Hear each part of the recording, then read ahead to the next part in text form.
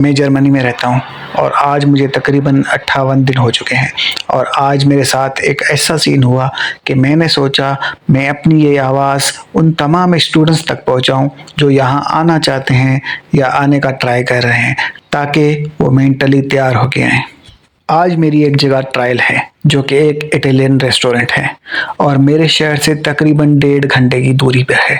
क्योंकि मुझे जल्दी सुबह 9 बजे पहुंचना था और 9 बजे पहुंचने के लिए मुझे 7:15 वाली ट्रेन पकड़नी थी, जिसकी वजह से मैं सुबह जल्दी उठा और जल्दी जल्दी नाश्ता करके निकल पड़ा। सुबह सुबह मौसम काफ़ी अच्छा लग रहा था, लेकिन फिर भी दिल में एक बेचैनी सी थी। कुछ घर की याद, कुछ अपने मुल्क की याद जहां हम सब मिल के रहते थे, कितने खुश थे और अब हम यहाँ स्ट्रगल कर रहे हैं। मुझे यहाँ तकरीबन 2 महीने हो चुके हैं और मैंने इन 2 महीनों में अपने शहर का एक कोना भी नहीं छोड़ा। ना कोई रेस्टोरेंट, ना पिज़्ज़ा हाउस, ना डिलीवरी जॉब्स। हर जगह पे ट्राई की, लेकिन कहीं से भी कोई आसरा नहीं बना। तो फिर बस मजबूर होके मुझे दूसरे सिटी जाना पड़ा। तो वहाँ पे एक जगह से एक उम्मीद मिली और फिर बस दिल में डर और दुआ लेके निकल पड़े। लेकिन जब हम ट्राम स्टॉप पे पहुंचे तो पता चला कि आज छुट्टी की वजह से जो हमारा जो ट्राम है वो थोड़ा सा लेट है। जर्मनी में ये बहुत बड़ा मसला है। जिस दिन छुट्टी है उस दिन ट्राम्स और बसेस लेट चलती हैं और मेरे पास इतना टाइम था नहीं कि मैं ट्राम का वेट करता। तो मैंने सोचा क्यों ना पैदल निकल चलते हैं, क्योंकि ट्रेन स्टेशन मेरे घर से सिर्फ 1 किलोमीटर दूर था। तो मैं पैदल निकल गया। ये है नोएस्टेड का बानहोफ जो अभी तक बन रहा है। और जब मैं अपने प्लेटफॉर्म पे पहुंचा तो वहाँ पे मैंने देखा कि काफ़ी सारे लोग, यानी 100 में से 90% लोग स्टूडेंट्स लग रहे थे जो कि अपना खर्चा उठाने के लिए अलग अलग शहरों पे सुबह सुबह ट्रेवल कर रहे थे।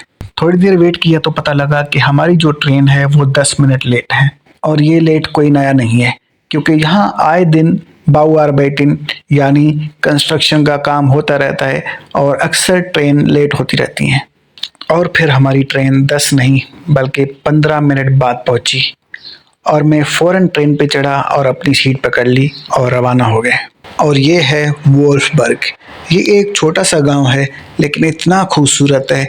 अगर मुझे मौका मिला, मैं जल्दी काम से फारिग हो गया तो आपको ये शहर ज़रूर दिखाऊंगा। तो फाइनली 9 से लेके अभी 6:30 हो रहे हैं और मैं अभी निकला हूँ काम करके। गुस्सा तो बहुत आ रहा है, लेकिन क्या करें, गैर मुल्क में हैं, कुछ कर नहीं सकते। मुझे इन्होंने ट्रायल पे बुलाया था जो कि 9 से 2 बजे तक था, लेकिन मुझसे ये काम करवाते गए और मैं भी इसी उम्मीद में करता गया कि शायद इनको मेरा काम पसंद आ जाए और ये मुझे काम पे रख लें।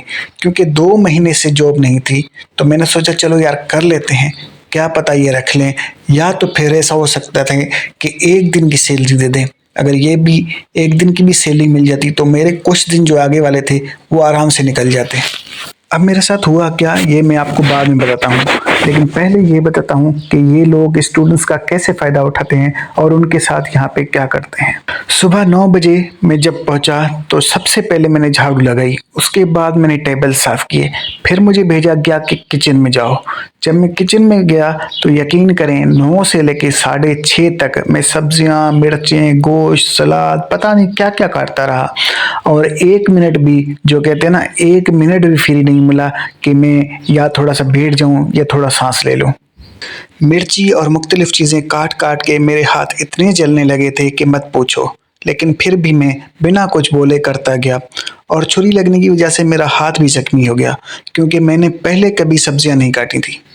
लेकिन मैंने ये बात उनको नहीं बताई कि कहीं कोई गलत इंप्रेशन ना पड़ जाए और मेरी जॉब ना चली जाए, और मैं करता रहा। यकीन करें इतना काम मैंने अपनी ज़िंदगी में नहीं किया होगा जितना मैंने यहाँ पे 1 दिन में किया है।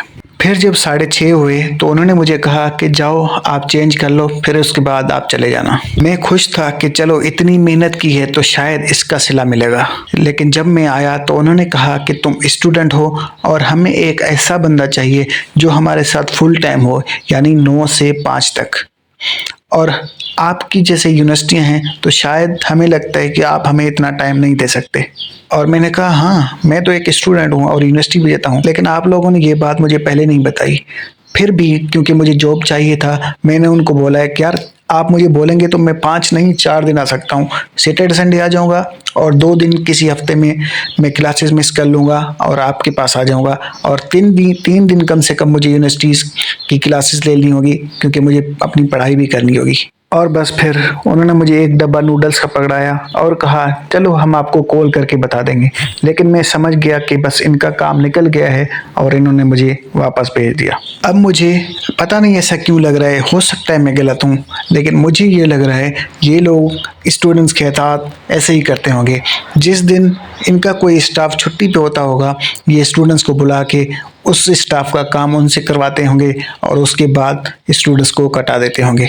क्योंकि यार मुझे लगता है जितना काम मैंने किया है, अगर मैं नहीं होता तो वो काम कौन करता, या उससे पहले वो काम कौन करता होगा। तो बस मुझे तो यही लग रहा है कि उनका कोई स्टाफ छुट्टी पे होगा और वो स्टूडेंट्स को बुला के उनका गैप पूरा करते होंगे।